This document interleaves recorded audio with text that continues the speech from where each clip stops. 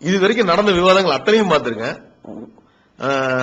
இந்த கடவுள் மறுப்பு கொள்கை அப்படின்னு சொல்லிட்டு ஒரு கொள்கையில இருக்கவங்க வருவாங்க, பெரியார் இதுல இருந்து. அவங்க உட்கார்ந்துட்டு அவங்க பேசுவாங்க. பேசினதுல இந்த கேள்வியெல்லாம் நீங்க எங்களை கேட்க கூடாது, கேட்டீங்கன்னா நான் எந்திரிச்சு போயிருவோம் அப்படின்னு சொல்லிட்டு ஒரு 2-3 தடவை எந்திரிப்பாங்க. அதையும் பார்த்தாச்சு. புரிஞ்சிருக்காங்கன்னா அப்படி இந்த உலகத்தை கடவுள் படைச்சிருந்தாரும் இந்த உலகத்தை கடவுள் படைக்கிறதுக்கு முன்னாடி என்ன செஞ்சுட்டு இருந்தாரு? இந்த டைனோசரை பத்தி இந்த குரான்ல சொல்லியிருக்கிறதா எனக்கு தெரியல. நானும் குரான் வச்சிருக்கேன். கடவுள் இருக்கிறாரா இல்லையா என்றால் அதற்குரிய காரண காரியங்களை தத்துவங்களை சொல்லி இன்னென்ன காரணத்தினால் கடவுள் இல்ல என்று சொல்லணும், அல்ல இன்னென்ன காரணத்தினால் கடவுள் இருக்கிறார் என்று அறிவியல் பூர்வமாக சொல்லணும். இப்ப கடவுள் இல்லை என்று சொன்னாங்களே, அவங்களுடைய செயல்பாடுகளை எல்லாம் எடுத்து பார்த்தா கடவுள் இல்லைங்கிற மாதிரியா இருந்தது. கடவுள் இல்லைன்னு சொல்லக்கூடியவர்கள் நினைஞ்சாங்க கல்லுக்கு அதே மாதிரி சிலையை வைத்தார்கள், அதே மாதிரி மாலை வைத்தார்கள் அப்படின்னு சொன்னா அதுக்கு என்ன நீங்க பதில் சொல்லுவீங்க? சொல்றது ஐயா சொல்ல குரங்குல இருந்து மனுஷன் இல்ல, குரங்குகளோட டிசெண்டன்ஸ் தான் வந்திருக்கும். குரங்குகள் நம்ம கசின் பிரதர்ஸ். குரங்குல இருந்து நேரடியா மனுஷன் வர்றது சொல்றது பழங்காலத்து வாதம் சொல்ல ஒத்துக்கிறாங்க. பிக் பேங் தியரிய 1997ஆம் ஆண்டு ஸ்டீபன் ஹாக்கிங்ஸ் அந்த தியரி ப்ரூவ் பண்ணார். பெருவெடிப்புக்கு தான் ஒரு காரணம் கடவுள் தேவைப்பட்டுச்சுன்னா அந்த கடவுள் தேவையே இல்லை. சில படங்களை காட்டுறாங்க, அவளுக்கு கிராபிக்ஸ் அது குரங்குல இருந்து வந்த மாதிரி மீன் மாறுற மாதிரி காட்டுறாங்களே. நம்ம என்ன கருத்தை நினைக்கிறோமோ அது மாதிரி கிராபிக்ஸ் உண்டாக்கலாம். மனுஷன்ல இருந்து குரங்கு வர்ற மாதிரி கூட படம் போடலாம். குரங்குல இருந்து மனுஷன் வர்ற மாதிரி போடாம முதல்ல மனுஷனை போட்டு அப்புறம் அது குரங்கா மாறுற மாதிரி கிராபிக் பண்ணா அப்படி போட்டு காட்டலாம். இதெல்லாம் பிரபஞ்சம் வெடிக்கிறதெல்லாம் கிராபிக் தான் உழவும். பதில் சொல்ல முடியுமா? சூன்யத்திலிருந்து இவ்வளவு பெரிய பேரண்டம் அது எப்படி வந்துச்சு? டார்வின் தத்துவம் முழுக்க முழுக்க விஞ்ஞானத்துக்கு மாற்றமான பொய்களின் மீது நிறுவப்பட்ட ஒரு தத்துவம். கல்யாணம் என்பதையே சட்டவிரோதமாக ஆக்க வேண்டும். கல்யாணம்னாலே கிரிமினல் குற்றம், தூக்கி உள்ள போடுங்கிற ரேஞ்சுக்கு கொண்டு வந்து நிப்பாட்ட வேண்டும். நீங்க படிச்சதெல்லாம் உண்மைதான், அதை நான் மறுக்கவே இல்லை. இந்த உரிமை ஒரு சாதாரண கிராமத்தில் இருக்கிற பெண்களுக்கும் வரணும்னா என்ன பண்ண, திருமணத்தை தடை செய்யணும். கர்ப்பப்பைய அறுக்கணும்னாரு, கர்ப்பப்பைய ஆபரேஷன் பண்ணி நீக்கிடுனாரு. அதை என்னமோ தோழர் படிக்கல, அதுல இல்லையா அனுமதி இல்ல. கர்ப்பப்பை இருக்கிறதுனால தான் நீ அடிமையா இருக்கிற. பொங்கல் எதுக்காக கொண்டாடுறான்? உழுதுண்டு வாழ்வாரே வாழ்வாள் மற்றெல்லாம் தொழுதுண்டு பின் செல்பவர். இன்னைக்கு மைக்கிட்ட உட்காந்து நான் பேசுறேன், நீங்க கேக்குறீங்கன்னா பின்னாடி யார் இருக்கா?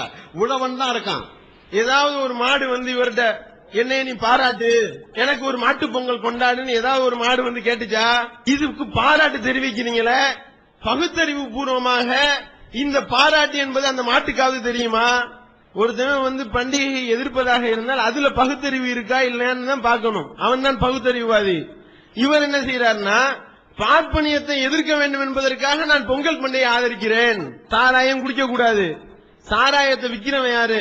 பார்ப்பனன். பார்ப்பனன் ஒரு சாராயத்தை விக்கிறான்னா நீயும் சாராயம் கொடுக்க வேண்டும் என்றால் தமிழன் காட்சிகின்ற கள்ளச்சாராயத்தை நீ குடி, தமிழனுடைய அந்த சாராய கல்ல போய் நீ குடின்னு ஒருவர் சொன்னால் அது எந்த பகுத்தறிவாக இருக்குமோ அந்த மாதிரியான பயங்கரமான ஒரு பகுத்தறிவு தத்துவத்தை இவர் உதிக்கின்றார். ஒரு அன்பான வேண்டுகோள், விவாதம் பண்றதுன்னா நாங்க மேற்கொண்டு பேச தயார், விதண்டாவாதம் பண்றதுன்னா நாங்க விலகி போக தயார். காரணம் என்னன்னு கேட்டீங்கன்னா, பாப்பா சாராயம் வித்தா அதை வாங்கக்கூடாது, தமிழன் கள்ள சாராயம் காய்ச்சினா அதை வாங்கி குடிக்கலாங்கிற உதாரணம் நீங்க சொன்னீங்கன்னா அது தயவு செய்து காலையில ஐயா சொன்னாரு, கிண்டலா பேசாதீங்க நக்கலா பேசாதீங்கன்னு பக்கத்துல உட்காந்து சொன்னாரு.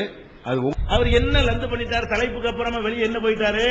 அதாவது பதில் இல்லைங்கிறதுக்காக இந்த மாதிரி கோபம் வரக்கூடாது. நல்ல நீங்க சொன்ன விதமே சரியே இல்ல. வெளிநடப்பு செய்யலாம், அது வேற. எங்க மேல பழி சுமத்திட்டு செஞ்சாது என்ன நியாயம்? பழி சுமத்துற மாதிரி நாங்க என்ன நடந்தோம்? உங்கள்ட்ட பதில் இல்லைன்னு போங்க, அது பிரச்சனை இல்ல.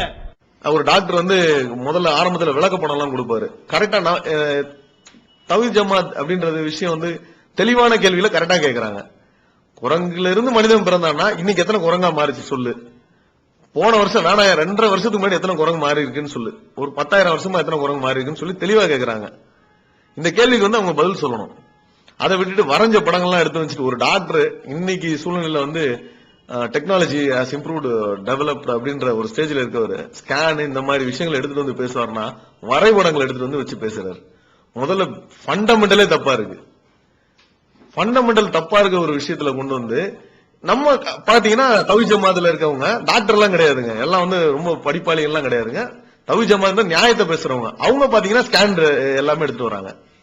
பாத்தீங்கன்னா இனிஷியல் ஸ்டேஜஸ் உள்ள டெவலப்மெண்ட் பாத்தீங்கன்னா ஹியூமனா இருக்கட்டும், மாடா இருக்கட்டும், பறவையா இருக்கட்டும், டாட்டாய்ஸ் இருக்கட்டும், உயிரணுக்கள் பாத்தீங்கன்னா ஒரே அடிப்படையில தான் வாழ்ந்துட்டு இருக்கு. இப்ப பாருங்க, ஒரு 3 months 6 months வெளியில ஒரு குழந்தை வந்ததுக்கு அப்புறம் தான் என்வாயரன்மெண்ட் ஜாஸ்தி ஆகுது. அது மாதிரி சார் ஒரு படம் போட்டு காட்டினாரு, பாத்தீங்களா கருவறையில எல்லாம் ஒரே மாதிரி இருக்கிறது, அது பொய். அது வந்து வரைஞ்சது. அது என்னது? அது வரைஞ்சது தவிர படம் கிடையாது. வரைஞ்சு எது வேணாலும் வரையலாம். அதை பொய்யின்றாக்கி இந்த பாரு இதனால கருவுல உள்ள படம் இப்ப உள்ள போய் படம் எடுத்து காட்டுறான். குரங்கு படத்தை பத்தியா, மனுஷ கருவை பத்தியா, நாய் கருவை பத்தியா படம் எடுத்து காட்டுறான். இது உண்மையா? படம் எடுத்து காட்டாத காலத்துல ஆச்சா வரை அவர் என்னத்தை கற்பனை பண்றாரு, அப்படி வரைகிறாரு. எப்படி வரைகிறாரு?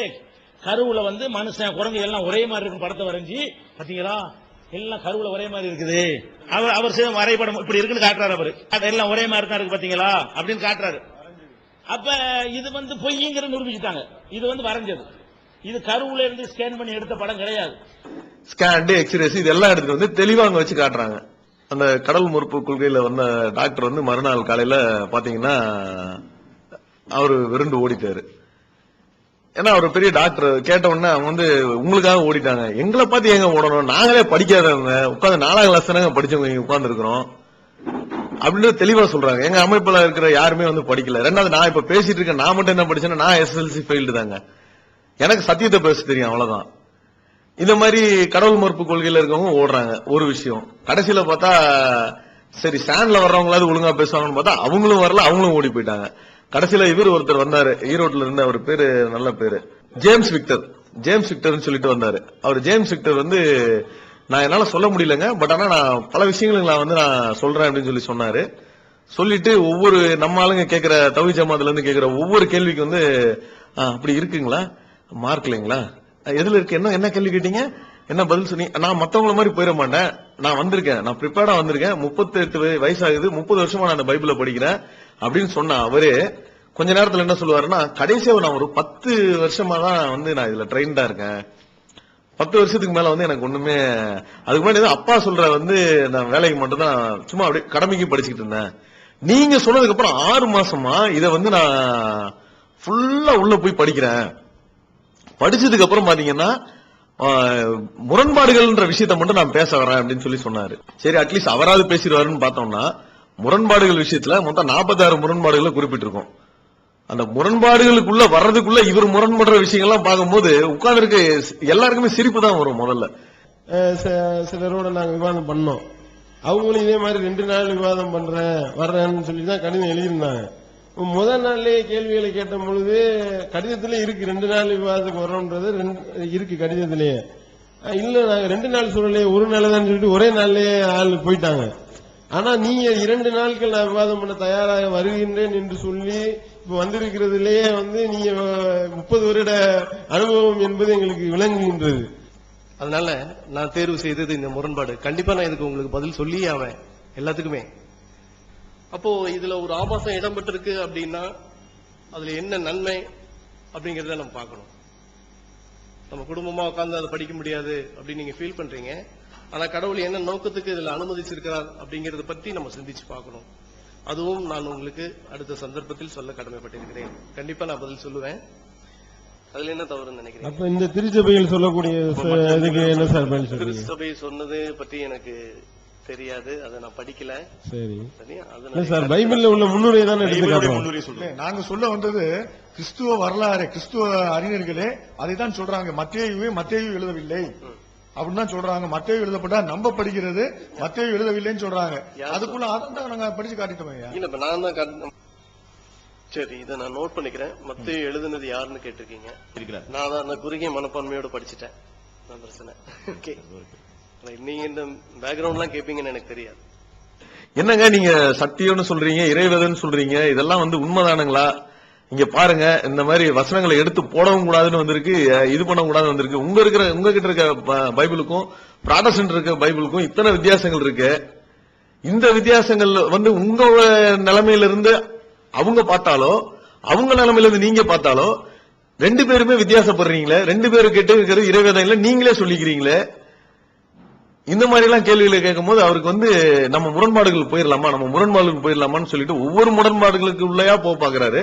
ஆமா அப்படி சொல்றீங்களா, நீங்க அந்த அர்த்தத்துல புரிஞ்சுக்கிறீங்களா?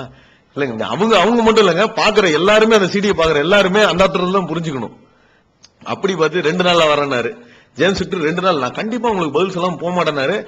தௌஹீத் ஜமாத் இன்ன வரைக்கும் எதிர்பார்த்துட்டு இருக்காங்களா. நான் அடுத்த CD இருக்கான்னு போய் ஆர்வமா கேட்டேன் சையத் இப்ராஹிம் சார்கிட்ட. ஏங்க அவர் வந்துட்டாராங்க, அந்த CD இருக்காங்கன்னு கேட்டேன். இல்லங்க நீங்க போனவர் அதுக்கப்புறம் செல் நம்பர் கூட மாத்திட்டாரு போல இருக்கு, அதுக்கப்புறம் எடுக்கல அப்படின்ட்டாங்க. இல்ல நீங்க இருந்தா கொடுங்க நான் வேணா பேசுறேன் அப்படின்னு சொன்னேன். நம்பர் வரலைங்க. ஒரு நாள்ல ஓடுவார். ஓடுறதுக்கு முன்னாடி சாயந்தரம் அந்த அமர்வுல கேட்பாங்க, அந்த என்னங்க முதல்ல சையத் இப்ராஹிம் கேட்பாரு, என்னங்க உங்க சைட்ல இருந்து 5 பேர் வர்ற, நீங்க ஒருத்தர் கூட வரல பாருங்க விசிட்டர்ஸ் சொல்லிட்டு அங்க உங்களுக்காக வந்து ஒரு 20 பேர் சீட்டை ஒதுக்கி இருக்கோம் அப்படிம்பாரு. இல்லங்க அவங்க எல்லாம் வந்து தௌஹீத் ஜமாத் வந்து அப்படின்னு உடனே அவங்க எல்லாம் வந்து பயப்படுறாங்க, நீயும் போயிடாத அப்படின்னு சொல்லிட்டு என் கையை பிடிச்சி வேற இழுத்துறாங்க. நான் அதனாலதான் தனியா வந்தேன். தனியா வந்தவர் கண்ணியமா தான் நம்ம அனுப்பிச்சு வச்சிருக்கோம். 2வது விஷயம், ஆனா வர்றேன்னு சொல்லி முத நாள் நைட் வரைக்கும் பேசிட்டு இருந்தவங்களாம் எல்லாரும் கடைசி நேரத்துல எல்லாம் சதறி ஓடி இருக்காங்க. அப்போ அதுக்கு அர்த்தம் என்ன அப்படின்னா, உண்மை உங்ககிட்ட இல்ல. எல்லாம் போட்டு முடிச்சதுக்கு அப்புறம் சாயந்தரம் கிளம்பி அவங்க ஓடுறாங்க. அடுத்த ஒரு விஷயம் முடிஞ்சது. அடுத்தது வந்து நம்ம ஜபகுமார்னு சொல்லிட்டு ஒருத்தர் வருவாரு. அவர் பாத்தீங்கன்னா ஒரு 20-25 பேரை வந்து 15 பேரை கூட்டிட்டு வருவாருங்க.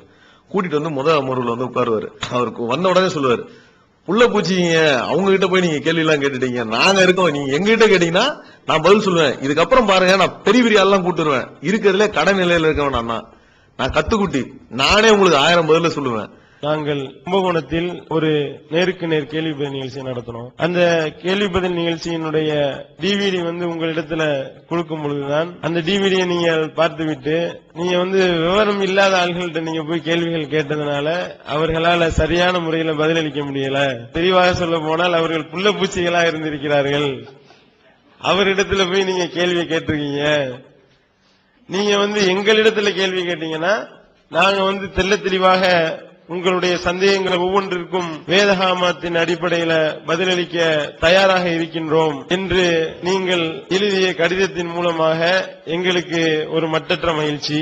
என் கேள்விக்கு நீங்க முதல்ல பதில் சொல்ல முடியுமா அப்படின்னு ஆரம்பிப்பாரு. நான் கூட வீராவேசத்தோட ஆரம்பிக்கும் போது இது அது அப்படியே அள்ளி போடும்போது நான் நினைச்சிட்டேன், சரி ஓகே ஒருத்தர் வந்துட்டாரு கலக்கிறதுக்கு, கண்டிப்பா இவர் வந்து ஏதோ ஒரு விஷயம் இருக்கும் அப்படின்றத பாத்துருவோம். எடுத்த உடனே போட்டு உடைப்பாரு. மார்க் 16ல இருந்து 18 வரையும், மார்க் 16க்கு மேல நீங்க வந்து இதெல்லாம் நம்ப வேண்டாம், இதெல்லாம் வந்து எடுத்து சேர்த்திருக்காங்க, இதுல நாங்க நம்புறது இல்ல அப்படிம்பாரு. என்னங்க நீங்க சொன்னீங்க இது இறைவாதம், ஒண்ணு செருவு கூடாது எடுக்க கூடாதுன்னு சொல்லி சொன்னீங்க, அது கடைசியில பாத்தீங்கன்னா அது எல்லாமே இருக்குங்கிறீங்க அப்படிம்பாப்ல. கேள்வி கேட்டா இல்லங்க அதெல்லாம் வந்து ஒத்துக்க மாட்டோம், நாங்க அப்போஸ்தலர் வந்து நாங்க எடுத்துக்கிறது இல்ல அப்படின்னு சொல்லுவாங்க. அப்போ அவங்க சொல்படியே பாத்தீங்கன்னா முதல் எடுத்த 1 மணி நேரத்துக்குள்ளே 4670 வசங்களை என்னவோ தூக்கி போட்டாங்களா இவங்க தங்களுக்கு வேணாம் அப்படின்னு சொல்லிட்டு. அது சையத் இப்ராஹிம் கேட்பாரு, என்னங்க 4600 முதல்ல வந்து ஒரு வார்த்தையில இருக்கு, நீங்க முதல்ல வந்து 155 பிழைகள் இருக்கும்பாங்க. ரொம்ப அழகா சொல்லுவாங்க, 155 பிழைகள் இருக்கும்பாங்க. அதுக்கப்புறம் பாத்தீங்கன்னா அடுத்து 4600 வசனங்களை வந்து தூக்கி போட்டீங்க, எப்படிங்க இதெல்லாம் உங்களால முடிஞ்சு அப்படின்னு கேட்பாங்க. இப்படி ஆண்டாண்ட வருஷத்துக்கு கொஞ்சம் கொஞ்சமா தூக்கி போட்டீங்கன்னா கடைசியில அட்டையோட சில பக்கங்கள் கூட மிஞ்சாது, அதையும் சேர்த்து தூக்கி போட வேண்டியதான். அதுக்கு ஒண்ணு ஜெயக்குமார் தெளிவா விளக்கம் கொடுப்பாரு. நாங்க புதுசா ஒரு அட்டையும் புதுசா ஒரு விஷயத்தையும் வந்து உருவாக்கி கொடுப்போம், இதுல பாருங்க பைபிள்ல இந்த வசனம் இருக்கு அப்படின்னு சொல்லி ஒரு விஷயத்தை கொடுப்பாரு. என்னங்க நீங்க பைபிள்ல நாங்களால அட்டை இருக்குன்னு நாங்க அதை சொல்றோம், நீங்க என்ன சொல்றீங்கன்னா அட்டையே இருக்காது, புது அட்டையும் புது விஷயத்தையும் வந்து உங்களுக்கு கொடுப்போங்கிறீங்க அப்படின்னு ரொம்ப ஷாக்காயி வந்து நம்ம இதுல வந்து பாப்பாங்க. பைபிள்ல சில வசனங்கள் சேர்க்கப்பட்டிருக்குது, அதை இன்னும் கொஞ்சம் விரிவுபடுத்தி சொன்னா நல்லா இருக்கும். அது தவிர இன்னொன்னு சொன்னீங்க, சில கள்ள நோட்டு மாதிரி வாசனம் மாத்தலாம் வார்த்தையெல்லாம் விட்டீங்க. அவன் கள்ள வசனங்கள் எதுவும் உள்ள நுழைஞ்சிருச்சா அவங்க தெளிவாக சொன்னா நன்றாக இருக்கும். உதாரணத்துக்கு மார்க் 16வது அதிகாரம் 16ஆம் அதிகாரம் 17 and 18 ரெண்டும் வந்து 5ஆம் நூற்றாண்டுக்கு அதுக்கப்புறம் உள்ள மேனுஸ்கிரிப்ட்ஸ்ல தான் அது இருக்குன்னு சொல்றாங்க. எத்தனை வசனங்கள் சொல்லிட்டு துல்லியமா சொல்ல முடியுமா? இருக்கு, அது ஒரு லிஸ்ட் இருக்கு, அது நான் இன்னைக்கு கொண்டு வரல. சும்மா ஆக்சுவலி ஒரு 2000-2500 வசனங்கள் இருக்குமா? அவ்வளவுதான். சரி, எவ்வளவுதான் இருக்குன்னு சொல்லுங்களேன். ஒரு 112 கிட்ட இருக்குன்னு நினைக்க முடியும். இல்ல அதை நாங்க சொல்றதுக்கு முன்னாடி நீங்களே சொல்லிட்டதுனால நாங்க என்ன செய்யணும்னு தெரியாம முடிக்கிறோம். நாங்க கடவுளுடைய வார்த்தையில நாங்க சொல்றதுக்கு முன்னாடி நீங்களே சொல்லிட்டீங்க, அந்த கடவுள் வார்த்தை இல்லாததெல்லாம் இருக்குது நீங்களே சொல்லிட்டீங்க. கூடுதலாக சேர்க்கப்பட்டிருக்குதுன்னு சொல்லலாம். கருத்து மாற்றத்தை வச்சும் அங்க என்ன பண்ணிருக்கு, இந்த வேர்டுக்கு பதில் அந்த வேர்டு வச்சிருக்கிறதாகவும் அதுல அப்படி பண்ணப்படுகிறீங்க. உங்க பட்டியல கொடுங்க, 112 என்னென்ன இருக்குது, இதுல இன்னென்ன மாற்றம் இருக்குது அப்படின்னு வரும் பொழுது சரி ரைட்டு, இது இல்லாம எங்களுடைய ஒரு 900 கேள்வி இருக்குன்னு வைங்க, 112 கழிச்சுட்டு பாக்கி 800 சொச்சம் கேள்வி கேட்டு போயிருவோம். அதுக்காக இப்படியே ஒவ்வொரு நூற்றாண்டுகளுக்கு 1000 வசனங்கள் வீதம் குறைத்து கொண்டே போனால் கடைசியில் வெறும் அட்டை மட்டும்தான் மிஞ்சும் என்றுதான் நான் நினைக்கிறேன். இப்ப நீங்க இப்ப 112 சொல்லியிருக்கீங்க, இதுக்கு முன்னாடி 4370 அவர்கள் நீக்கி விட்டார்கள். அப்படின்னும் பொழுது நீக்கம் என்பது உறுதியாகிவிட்டதா இல்லையா? உறுதியாயிருச்சு. கண்டிப்பா உறுதியாகிவிட்டது. எல்லாமே இன்னைக்கு வெறும் அட்டை மட்டும்தான் இருக்கும் அப்படின்னு சொல்றது என்னன்னு சொல்லி கேட்டீங்கன்னா அது சரியான ஒரு வாதம் அல்ல. அட்டையோடு சில தாள்களையும் சேர்த்துக் கொள்ளலாம் அப்படின்னு சொல்லலாம். நீங்க எதனாலும் சேர்த்துங்க, அதை பத்தி ஒண்ணும் இல்ல. இன்னும் எல்லா காரியங்களையும் மூளைப்பதில இன்னைக்கு நாம இங்க உட்காந்து பேசிட்டு இருக்கிற மாதிரி ஒரு கூட்டம் இன்னைக்கும் உட்காந்து இதை இன்னும் நல்லா டிரான்ஸ்லேட் பண்ணி இன்னும் இதுல இருக்கிற பிழைகள் எல்லாம் நீங்க எப்படி கொடுக்க முடியும்ன்றதை இன்னைக்கு செஞ்சுட்டு இருக்காங்க. ஆகவே இந்த காரியங்கள் அடிப்படையில் வச்சு இன்னும் வரக்கூடிய காலங்களில் அட்டை மட்டும் இல்ல, அப்படி அட்டை மட்டும் கிடைக்காம போறது இல்ல, தெளிவான அட்டையோடு தெளிவான கருத்துக்களோடு தேவையில்லாத காரியங்களை நீக்கி தேவன் நிச்சயமாக நம்முடைய கையில கொடுப்பாருன்றது நம்முடைய நம்பிக்கை. நம்ம ஆய்வு செய்ததுல மனித கரங்கள் கடவுளுடைய வார்த்தையில் விளையாடி இருக்குது.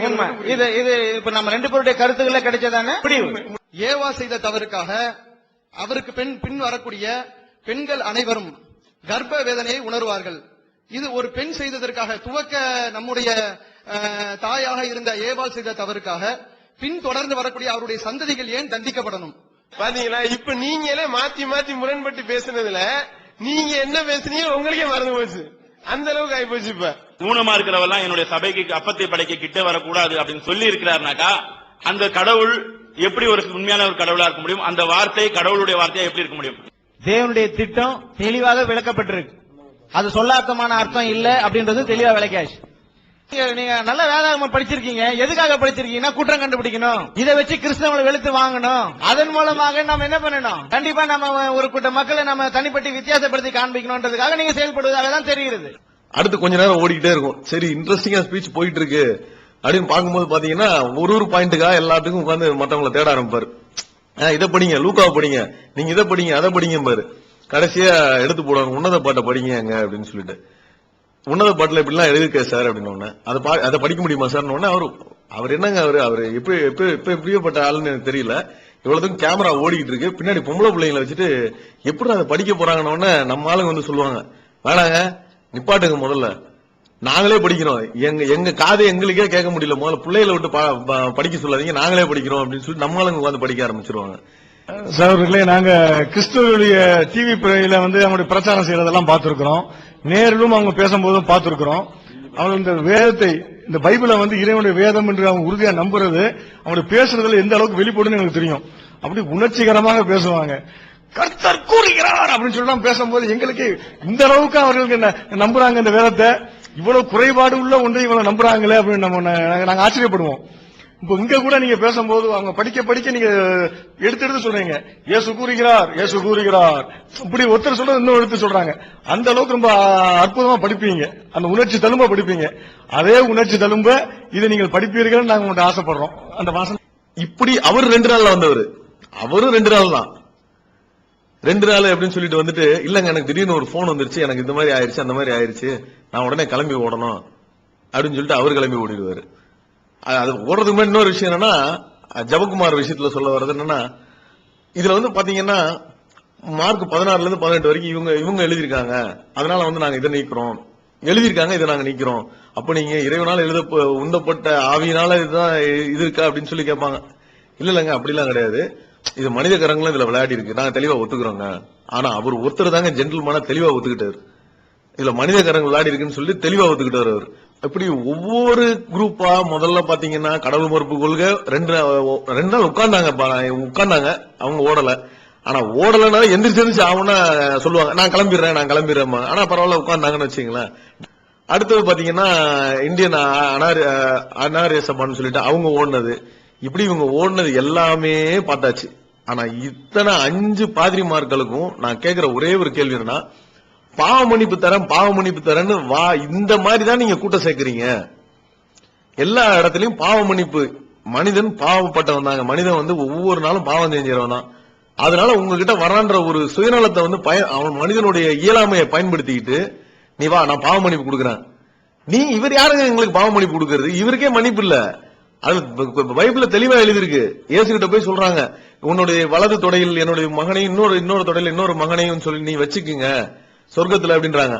அதுல இயேசு தெளிவா சொல்றாரு, நீங்க எல்லாம் யாருன்னே எனக்கு தெரியாது. அந்த நேரத்துல பிதா ஒருவர் தான் முடிவு பண்ணணும், என் வலது தொடையில யார் உட்காரணும் இடது தொடையில யார் உட்காரணும்னு சொல்லிட்டு பிதா தான் முடிவு பண்ணணும் அப்படின்றத அவர் தெளிவா சொல்றாரு.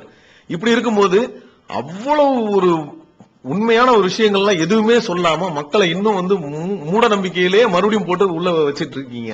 இந்த மாதிரியான சில விஷயங்களை உடைச்சு சொல்ல போய் தான் எங்களை மாதிரியான நானும் கருத்து செவிடர் தான், கருத்து கூடனா தான் இருந்தேன். இந்த மாதிரி விஷயங்களை உடைச்சு சொல்லும் போதுதான் தௌஹீத் ஜமாத் அப்படின்ற ஒரு இது அமைப்பு மேல வந்து எனக்கு மரியாதையும் இது வந்து கூடுறதுக்கு காரணம். இந்த மாதிரி விஷயங்களை முஸ்லிம் மக்களாகிய நீங்க எங்களை மாதிரி தேடுதல் இருக்கிற அனைத்து மக்களுக்கும், கடைநிலையில இருக்க மக்களுக்கு கூட கொண்டு போய் சேர்க்கணும். இந்த மாதிரி சீடிக்கெல்லாம் நீங்க கொண்டு போய் அவங்களுக்கு போட்டு காட்டினீங்கன்னா அவங்க என்னவோ நினைச்சிட்டாங்க பைபிள்ன்றது பெரிய விஷயம் அப்படின்ற மாதிரி நினைச்சிட்டாங்க. அது பெரிய விஷயம், இறைவேதம் இருக்கு இல்ல அப்படின்றத அவங்க வாயிலேயே நம்ம சொல்ல வச்சத அதெல்லாம் கொண்டு போய் காட்டினீங்கன்னா ஏதோ இறைவன் நாடினதுனால நான் உள்ள வந்துட்டேன். இன்னும் நிறைய பேர் இறைவனை நாடி உட்கார்ந்து இருக்காங்க. இவங்களுக்கு எல்லாம் கொண்டு போய் வைக்குமாற, அதாவது நம்ம முஸ்லிம் சமுதாயத்திற்கு நான் வந்து ரொம்ப தாழ்மையோட கேட்டுக்கிறேன். இவர் எப்படி இந்த டிவிடிக்கள் சிடிக்கள் புத்தகங்களை பார்த்து இந்த இஸ்லாமிய பிரச்சாரத்தால் ஈர்க்கப்பட்டு இந்த ஏகத்துவ கொள்கையின்பால் உள்ள நுழைந்தாரோ, தனக்கு கிடைத்த இந்த மார்க்கம் இன்ன பிற மக்களுக்கும் கிடைக்க வேண்டும் என்றால் இது போன்று சாமானிய மக்களுக்கும் எளிய மக்களுக்கும் கொண்டு போய் இது போன்ற இஸ்லாத்தினுடைய பிரச்சாரங்கள் சென்றடைய வேண்டும். துண்டு பிரசுரங்கள் மூலமாகவும் டிவிடிக்கள் மூலமாகவும் புத்தகங்கள் மூலமாகவும் நீங்க வந்து கொண்டு போய் சேருங்க. என்னைய மாதிரி எவ்வளவு பேரோ தெரிய இறை தேடுதல்ல இருக்கின்றார்கள், இஸ்லாத்தை பற்றி அறிந்து கொள்ள ஆவலாக இருக்கின்றார்கள். அத்தகையவர்களுக்கு இந்த செய்தியை, இந்த சத்தியத்தை கொண்டு போய் சேருங்க அப்படின்றத அவர் கோரிக்கையாக வைக்கின்றார். இந்த கோரிக்கையை கவனத்தில் கொண்டு இந்த இஸ்லாமிய சமுதாயம் இஸ்லாமிய மார்க்கத்தை அதனுடைய தூய்மையான வடிவில உள்ளதை உள்ளபடி கொண்டு போய் சேர்ப்போமேயானால் மக்கள் சாரி சாரையாக இஸ்லாத்தை நோக்கி வருவார்கள். அப்படிப்பட்ட ஒரு அமைதி புரட்சி இந்த தமிழகத்தில் ஏற்படாது வழிவகுக்கும் என்பதை இங்கே கூறிக்கொண்டு நிறைவு செய்கின்றோம். வாயிதவானா அல்ஹம்துலில்லாஹி ரப்பில் ஆலமீன். அஸ்ஸலாமு அலைக்கும் வரஹ்மத்துல்லாஹி வபரகாத்து. என்னோட பேர் வந்து சரண்யா. இப்போ இஸ்லாத்தை ஏத்துக்கிட்டு சாரான்னு சொல்லிட்டு இறைவனருளால மாறி இருக்கேன்.